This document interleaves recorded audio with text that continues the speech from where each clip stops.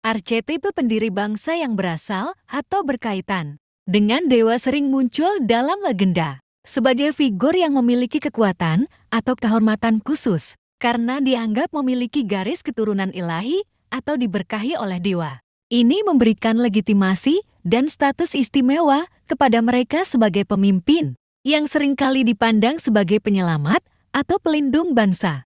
Hubungan dengan dewa ini menghubungkan bangsa dengan kekuatan spiritual dan membawa makna mendalam tentang asal-usul suci dari sebuah peradaban. Berikut adalah beberapa contoh dari archetype ini dalam berbagai legenda dunia. 1. Romulus dan Remus Roma, Italia.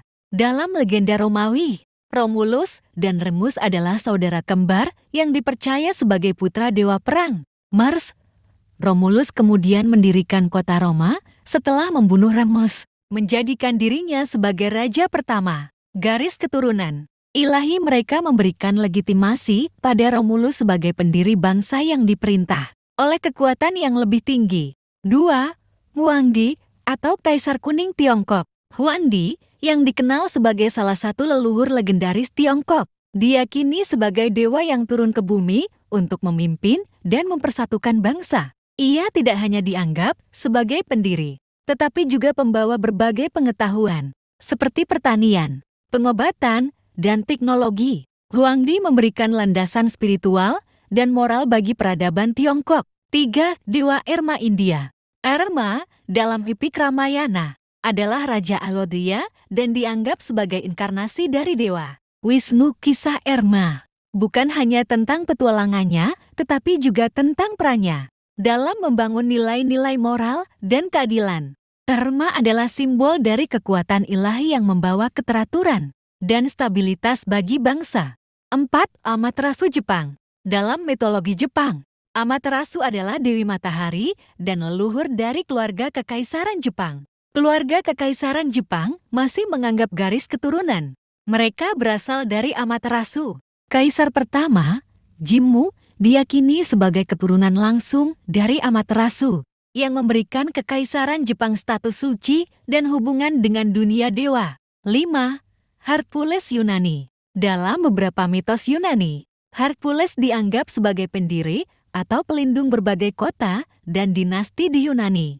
Sebagai anak dari dewa Zeus dan seorang wanita manusia, Hercules memiliki kekuatan luar biasa yang melambangkan hubungan Yunani dengan para dewa. Ia dianggap sebagai simbol kekuatan dan keberanian, serta perlindungan dari ancaman luar. 6. Aeneas Roma, Italia. Aeneas, seorang pahlawan Troya yang melarikan diri dari kehancuran Troya, dianggap sebagai nenek moyang dari bangsa Romawi. Ia adalah putra Dewi Venus yang memberi Aeneas dan keturunannya, seperti Romulus dan Remus, hubungan ilahi. Aeneas dalam legenda dianggap sebagai figur penghubung antara dewa dan manusia yang meletakkan fondasi spiritual bagi Roma. 7. Cucu lain Irlandia. Dalam mitologi Irlandia, cucu lain adalah pahlawan yang dipercaya memiliki garis keturunan ilahi dari dewa Loge, dewa cahaya dan seni. Ia dikenal sebagai pelindung Ulster, sebuah wilayah di Irlandia. Hubungannya dengan dewa Logi menambahkan unsur keagungan dan kekuatan spiritual pada perannya sebagai pelindung bangsa dan menjadi simbol keberanian serta ketahanan. 8.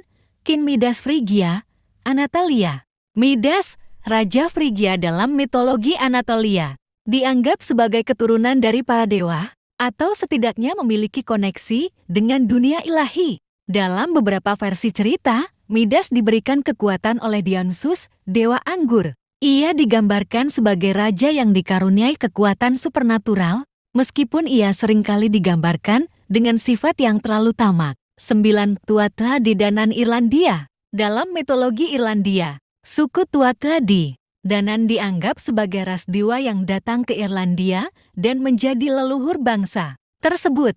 Mereka dipandang sebagai sosok semi-dewa yang memperkenalkan peradaban dan melindungi wilayah tersebut dari ancaman luar. Hubungan mereka dengan dunia dewa memberikan legitimasi bagi Irlandia sebagai tanah yang diberkati. 10.